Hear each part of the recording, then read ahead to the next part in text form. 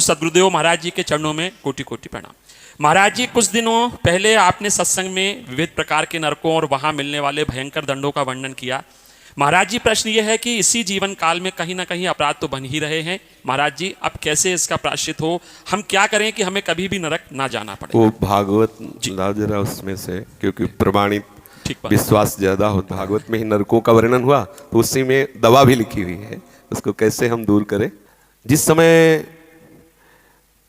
अजामिल नाम के एक परम धर्मात्मा पुरुष ने एक दृश्य देखा कि एक वैश्या से एक शराब पिए हुए गलत संग कर रहा है, बस एक दृश्य ने उसकी वृत्ति बदल दी और वो वैश्यागामी हो गए। सारी संपत्ति अपनी वैश्या को दे दी, यहां तक कि माता पिता धर्म को छोड़ करके पूर्ण वैश्या का ही संग करने लगे। परिणामता कोई भी धर्म न रह गया। भागवत प्रमाण है, वो बहुत धर्मात्मा आदमी थे, इसीलिए साधक को सावधान रहना चाहिए कि कभी भी कोई भी दृश्य तुम्हें भ्रष्ट कर सकता है यदि सावधान। उनकी ऐसी दुर्दशा हो गई कि भगवत नाम लेना तो बात जाने दो, ब्राह्मण कुल में जन्म हुआ था, शराब पीने लगे और शिकार खेलने लगे, मृग और भी पशु पक्षियों को मार करके खाना, ऐसा सब। पर यदि कोई पहले धर्म से चलता है तो भगवान कृपा करते हैं और उसे अवसर देते हैं। तो संतों की एक मंडली गई तो गांव के लोग ने उपहास में कह दिया कि वो गांव से पूछा गांव के लोगों से कि कोई पवित्र ब्राह्मण हो तो उसके यहाँ रुक जाए, या कोई ऐसा धर्मात्मा, तो वहां बहुत बड़ा धर्मात्मा पवित्र जामिल है, ऐसा विनोद में उपहास करने के लिए संत मंडली को भेजा। जब वहां गए पूछा जामिल जी है क्या? बोले हाँ आते होंगे। तो देखा एक दो हिरन में मारे हुए और एक मलिन वेश, देखने से ही लग रहा था कि ये पापी आदमी है, कहीं किंचन मात्र मुख में प्रसन्नता नहीं, तेज नहीं, आनंद नहीं।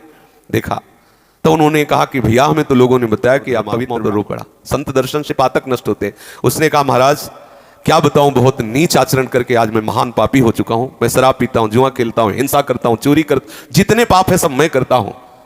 क्या मेरा निस्तार हो सकता है? जैसा आपने कहा, कोई भी व्यक्ति ऐसा नहीं है छोड़ भगवान और भगवान के निज जन जो अवतार लिए हैं उनके सिवा जिनसे गलती ना हो। शास्त्र कहता है ना ही कश्चित क्षणमपि जातु तिष्ठत्य कर्म कृत कार्यते ह्रवशः कर्म गुणैः स्वाभाविकैर्बलात्। कोई एक क्षण भी बिना कर्म किए नहीं रह सकता। प्रत्येक क्षण कोई भी शरीरधारी कोई न कोई कर्म करता है, चाहे शुभ कर्म हो या अशुभ कर्म हो, प्रकृति उससे बलात् कर्म करवा लेती है। शास्त्र कह रहा है अब वो जिस स्वभाव का होता है वैसा उससे कर्म होता है। आसुरी स्वभाव का होता है तो पाप कर्म अधिक होते हैं, यदि दैवी स्वभाव का होता है तो उससे पुण्य कर्म होते हैं। पर होते दोनों से, क्योंकि शरीर पाप और पुण्य दोनों कर्मों से मिश्रित बना हुआ है। निश्चित है सबसे कुछ पाप होते हैं, सबसे कुछ पुण्य होते हैं। गलत संग हो जाए तो अधिक पाप हो जाते हैं और अच्छा संग हो जाए तो पुण्य अधिक हो जाते हैं। अधिक पुण्य वाला स्वर्ग जाता है और अधिक पाप वाला नरक जाता है। अजामिल जी से कहा तुम धैर्य धारण करो, चिंता तुम्हें करने की जरूरत नहीं। एक उपाय है, समस्त पापों का सांगोपांग नाश करने के लिए भगवान का एक नाम है, आप नाम जप करो। उनका ये मेरे से नहीं होने वाला। पापवंत कर सहज स्वभाव भजन मोर ते भाव न काओ। बोले मेरे से भजन नहीं हो सकता, पक्की बात है, नहीं होगा।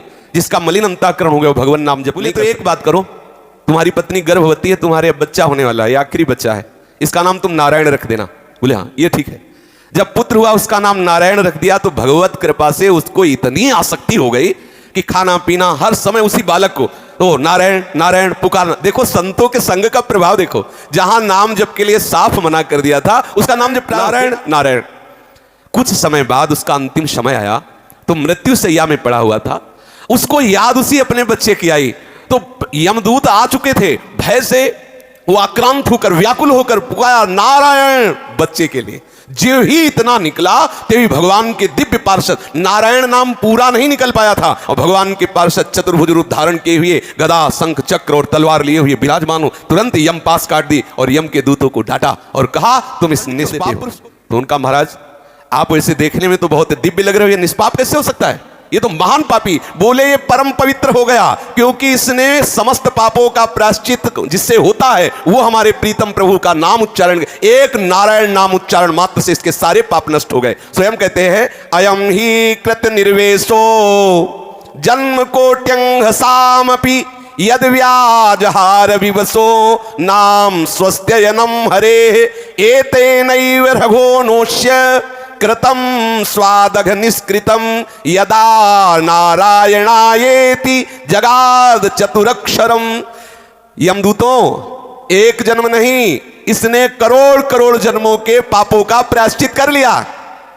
क्योंकि इसने श्रद्धा से नहीं, भगवत भाव से नहीं, पुत्र के ब्याज से, पुत्र के बहाने से नारायण नाम लिया। उस नाम की इतनी महिमा है कि एक जन्म नहीं, करोड़ों जन्मों के पापों का प्रायश्चित कर लिया। जिस समय इसने 4 अक्षर पुकारा, नारायण चतुरक्षरम, जगाद चतुरक्षरम नारायण, ऐसा उच्चारण करते ही जितने इसके रजिस्टर नरक में भरे पड़े थे सब जला दिए गए। नारायण नाम उच्चारण करते ही ये निष्पाप हो गया। तो बोले महाराज कौन कौन से पापी पवित्र हो सकते हैं? स्तेनः सुरापो मित्र दुग ब्रह्मा गुरु तल्पगः स्त्री राज पितृ गोहंता ये चपातकिनो परे।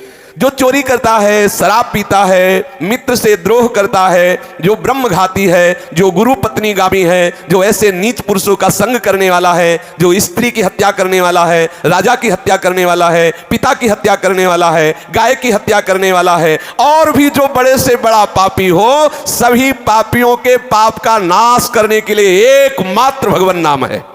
जो हरि नाम का उच्चारण कर देते हैं, कृष्ण नाम का उच्चारण करते हैं, राम नाम का उच्चारण करते हैं, नारायण नाम का उच्चारण करते हैं, उसी क्षण वो समस्त पापों से मुक्त हो जाते हैं।